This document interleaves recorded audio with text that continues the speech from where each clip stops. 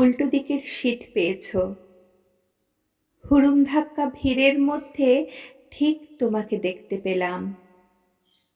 সেই খোলা চুল, হাতের মুঠোয় মোটকা একটা ইংরাজি বই, মাঝের পাতায় ক্লিপ দিয়ে আটকানো, ইস্ত্রি পাট একটা শাড়ি।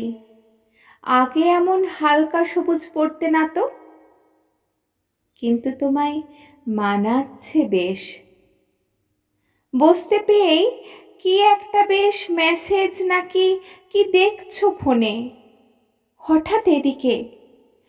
না, বাঁচালে। এগিয়ে যাব, একটা দুটো কথা।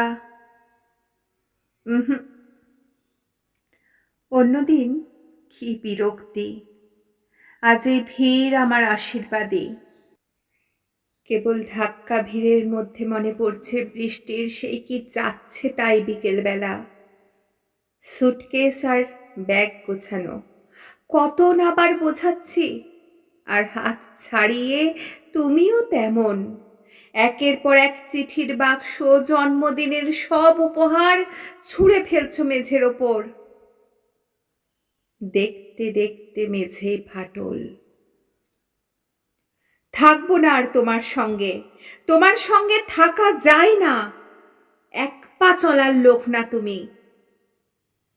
এসব কথা বলতে বলতে দড়াম করে দরজা টেনে একটা ট্যাক্সি, পেছন পেছন দৌড়ে এসে আমিও তখন কালো ধোঁয়ায় মুখ ঢেকেছি। হঠাৎ কেমন যেন মনে পড়ল, এই এতদিন পরে আবার আবার যখন মেট্রোতে আজ ভিড়ের মধ্যে হালকা সবুজ, আগে এমন পড়তে না তো। চাইলে তুমি কেমন কঠিন, কয়েকশো ফোন কলের আমার জবাব দাওনি। 10টা ইমেল, পাড়ায় গেছি, বাইরে তালা।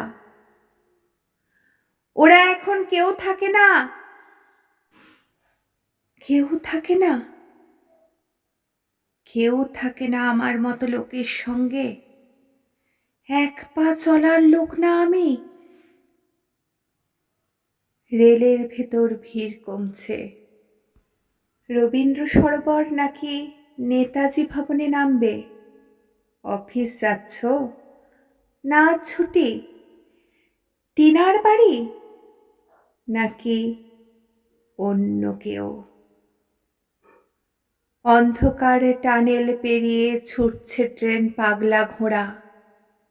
একই দিকে যাচ্ছি, কিন্তু কেউ কারো আর কখনো না।